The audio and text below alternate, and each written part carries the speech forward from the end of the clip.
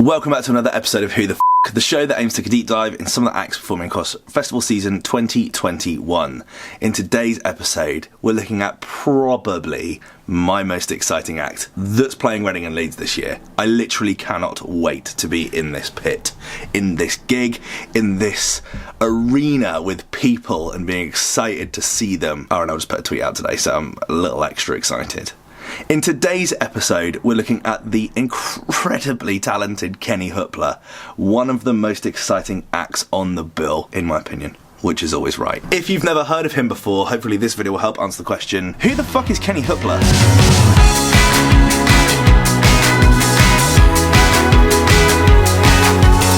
Kenneth LaRon is from Cleveland, Ohio, United States of America. Genre-wise, he's described as indie rock and pop punk. I think there's a bit of a post-punk thing going in there. It reminds you of bands like The Cure and Block Party meets Blink-182, all trying to collaborate with the best of the emo rap scene, like Tokyo Police Club meets Lil Peep, like A$AP Rocky meets Tame Impala, like Joy Division meets Frank Ocean and Tyler the Creator. There's such an array of talent within this guy's scope. Kenny's earliest records can be found on SoundCloud as early as 2016, with the releases of his debut EP, Beneath the Willow Tree, which features records URN, iPhone 4 and IDWNP. He follows this up in October with the release of the record Cave. What a view, such a view I have from 6 feet deep.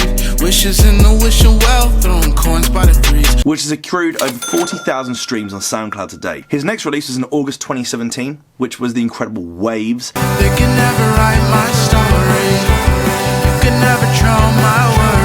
Produced by longtime collaborator Tax Purposes, and is his oldest release on both Apple Music and Spotify. In 2018, he followed this up with the record Sickness, which certainly seems to fit in really well with like the emo rap scene. This was then followed up with the record Lost Cause. You're just a lost cause. But a bit more of that in a minute. In 2019, he released a SoundCloud special, The Brilliant Sex, Money, Clothes and Death, co-produced by You Killed Kenny, and the incredible Daywave. Who knew that?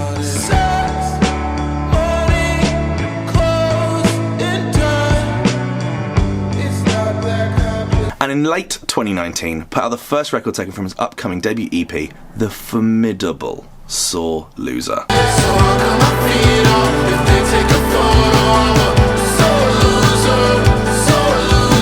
But it wasn't until February 4th, 2020 that Kenny made his way into my ears with the stupidly nostalgic, yet brilliantly modern, How Will I Rest in Peace If I'm Buried by the Highway. She's gonna cut my hair off, but I don't care. A record that could have comfortably featured the verse from Kelly Okereke and will slot into every indie disco student night from now on to the end of eternity.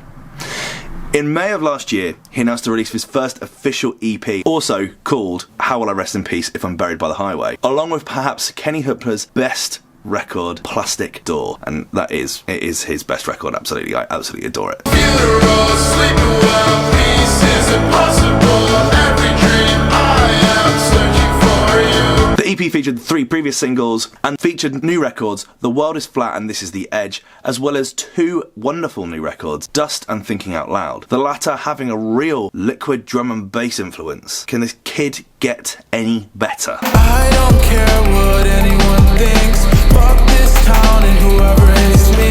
It was signed to Mogul Vision, a subsidiary of Arista Records, which is a subsidiary of Sony. You know, you can't have it. You can't have everything. Mogul Vision's got like a list of artists that are far too big to read through, so if you like it, go and check out Wikipedia. In August 2019, he released a rework of the record Lost Cause, this time featuring guest vocalist from Grandson. Before releasing a 3rd version of the record in October with the brilliant Jesse Rutherford, the lead singer of one of my favourite bands, The Neighbourhood. Don't you wanna move on? 'Cause I do. In October, he would go on to feature on a record with Nothing Nowhere called Blood, a record with a real modern interpretation of Joy Division with vocals reminiscent of like Burt McCracken of The Used. Well, Nothing Nowhere at least. Kenny is doing like the best KennyHoopla impression, which is completely fine by me. This is something you can't sleep on. My love was for the Molotov. This was released with a music video which depicts 2 burglars breaking into a shipping yard, kidnapping someone at gunpoint, only to find out that they were going to rescue a load of animals, and the animals were legit stolen. Like, in real life. They were going to cover it as an acoustic version in November on what looks like Nothing Nowhere's like landing or balcony in his house. I don't know. In the same month, Kenny announced that he was working on his debut album. 2 days later, he was in the studio working with Travis Barker of Blink-182, and in November put out the record Estella, which is undeniably pop punk straight out of 2002.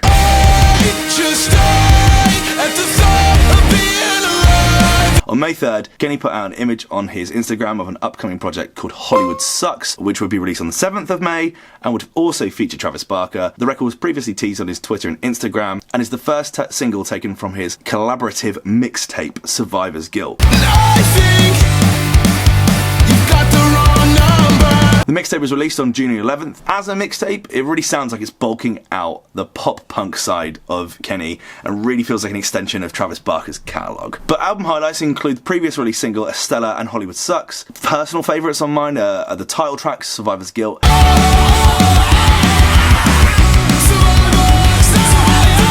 and the mixtape's opening record, and standout by far, Silence is Also the Answer. She's white dress in a Ferris Bueller, and I see that you got a new sense of humor. It's a record that upon first listen had a bit of a, oh, he's kind of going in that direction kind of feel. But the more I listen to it, the more I love it. I do, however, hope that with the debut album that comes out, obviously this is a mixtape, but as he's working on an album, that he really takes those kind of post-punk, indie, emo and pop punk successes and completely runs with them. That's all I hope. I just don't want it to become like a repetitive thing. His most popular record today is of course How Will I Rest in Peace, currently sat on 14 million plays on Spotify. This will be his first time playing Reading and Leeds, and ever since I heard his first record, I've been super hyped for this to happen. He's currently taking to the dance stage on the Saturday at Reading, Sunday at Leeds, which makes no sense at all to me, but, you know, I don't care, I'll take it. Clearly they're having something weird going on, and Alfie Templeman doesn't belong there either. But that Saturday morning is looking disgustingly good. Noisy, Alfie Templeman, KennyHoopla. That is a run if I've ever heard one before. I absolutely adore everything that's come out of this guy over the last 2 years. Since the first time I heard him, I think he's just so talented, and I'm really, really excited to see where he goes from here. I really hope that he doesn't kind of get stuck in this pop punk thing and that's just him having some fun with Travis, and I think that's completely fine. There's no rules to this. I do just also hope that he breaks out of it as well and continues to make all of the stuff that he's had good fun with making up until this point. Don't pigeonhole yourself, Kenny. You're better than that. Just keep doing you. What do you think? Have you heard of KennyHoopla before? Have you seen him perform before?